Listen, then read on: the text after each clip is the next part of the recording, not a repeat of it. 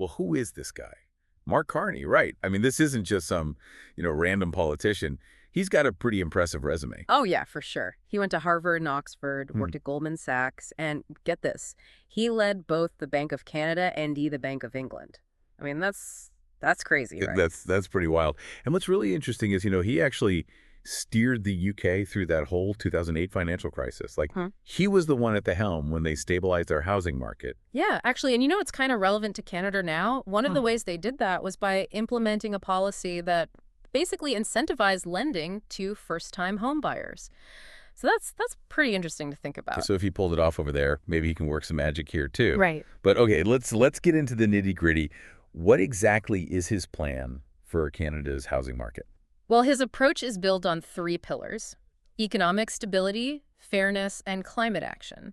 And what's kind of cool is how he's weaving all of those together. He's all about what he calls, get this, inclusive capitalism. Okay, wait, hold on. Inclusive capitalism. I mean, is that just a fancy buzzword? I think it's more than just a buzzword. It's about, it's like this. Carney believes in a market economy that benefits everyone, not just like, the wealthy. Right. So think of it as capitalism with a social safety net. Okay, got it. So more than just building more homes, but making sure they're affordable and accessible to a wider range of people. That's good. But what about all the investors? The ones who are flipping houses and driving up prices. Does he have a plan for them? He does. He definitely does. He sees Canada's housing crisis as primarily a supply problem. But he also recognizes that, there's a need to regulate that speculative demand. So he might implement things like higher taxes on non-resident buyers and maybe like stricter mortgage rules. So basically making it less attractive to buy property just to flip it. Okay, so more homes, stricter rules for investors. It kind of sounds like a recipe for a market cool down, right? Yeah, exactly. Is that what we're looking at here? This report seems to think so. It looks at his 3-pronged approach of boosting supply, regulating demand, and supporting first-time home buyers, and suggests that it could have a cooling effect on the market. Interesting. Especially in those really hot markets like Toronto and Vancouver. Yeah, those are the ones to watch for sure. But, I mean, okay, cooling effect. What does that even mean? Are we talking about prices actually going down or just, slower growth? Well, that's what we're going to dive into next. This report outlines the potential impacts over different timeframes: short-term, mid-term, and long-term. But I think it's safe to say that Carney's plan is going to shake things up a bit, and probably sooner rather than later. Okay, now we're talking. So buckle up, listeners, because things are about to get interesting. We'll be right back after a short break. Okay, so we've talked about Mark Carney and his plans for the housing market. But let's get to what everyone really wants to know. Are prices actually going to drop? And if so, when? This report, it actually breaks down the potential impacts over different time frames: short-term, mid-term, long-term. So let's start with the short-term outlook. What are we looking at over the next year or two? Well, the report suggests that in that short term, the next 1 to 2 years, we might see a bit of a cooling effect in the market. Okay, cooling effect.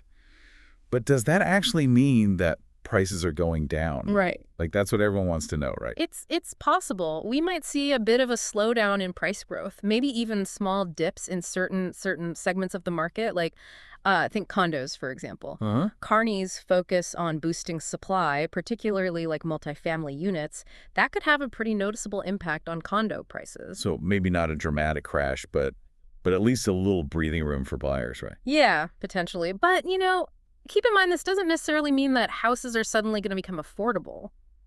Affordability is, it's complicated. It depends on a lot of different things, like income levels and interest rates. Right. Okay, so what about beyond those big cities? Will smaller towns and rural communities see that same kind of slowdown? Probably not to the same extent. Carney's policies seem to be more focused on those really hot urban markets, the ones with those unique challenges. Smaller towns and rural areas, they tend to have, different market dynamics, more stable prices, generally less speculative activity. So if I'm living in a smaller town, I shouldn't expect my property value to suddenly, plummet or anything. Exactly. In fact, some of those smaller communities might actually see a bit of an increase in demand. Like, think about it. Buyers who are priced out of those major cities, they might start looking for more affordable options elsewhere, right? Yeah. So it's kind of like a ripple effect. That's interesting. So changes in those big cities could actually end up benefiting those smaller communities. But zooming out even further, I'm curious, Are there any, like, regional variations we should be aware of? Will the impact be different in, say, Atlantic Canada compared to British Columbia? Oh, absolutely. Canada's housing market is super diverse. So, for example, you look at the Atlantic provinces, they've historically had more affordable housing, so they're less likely to see huge dramatic shifts Yeah. compared to, provinces like BC or Ontario. Interesting. That makes sense. I mean, every region's got its own, economic realities. What about the prairies? They've been kind of on a roller coaster lately, economically speaking. Yeah, the prairies are interesting because they're so tied to natural resources, right? Their housing markets tend to be very closely connected to commodity prices. Hmm. So Carney's emphasis on economic diversification could have, well, some really interesting effects on Alberta, Saskatchewan, and Manitoba. It's tough to say for sure. It's not just about housing policies on their own. It's about the whole, the bigger economic context. Exactly. It's all interconnected. And that's what makes this whole deep dive so fascinating. We're not just talking about like bricks and mortar, we're talking about the future of Canada. So we've covered a lot here. Big cities, small towns, different provinces. It seems like Carney's policies have the potential to really reshape Canada's housing landscape. But the question is, what does all this mean for you, the listener? Will this actually lead to lower housing prices in the near future? Well, to answer that, we need to look a little further down the road. And that's exactly what we're going to do in the final part of our deep dive. So stay tuned.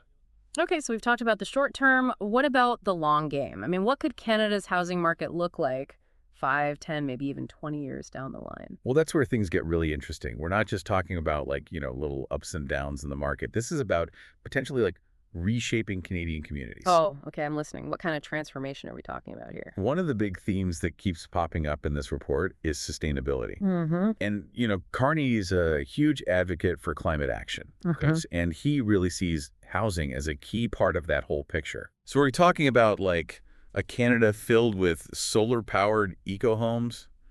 I mean, sign me up. It's not actually that crazy of an idea. Imagine cities full of these super energy efficient condo towers, all built with sustainable materials. I mean, Carney's policies, they could really incentivize developers to prioritize green building, and that would lead to a much more environmentally friendly housing stock, right? Yeah, that sounds pretty amazing for the planet, but what about for, people's wallets? I always thought eco-friendly construction was way more expensive. Well, yeah, sometimes those sustainable building practices do have higher upfront costs, but, they often end up leading to lower operating expenses over time. Things like reduced energy bills and lower maintenance costs, that kind of thing. So it's kind of a win-win in the long run. Mm-hmm. Good for the environment, good for the homeowner's wallet.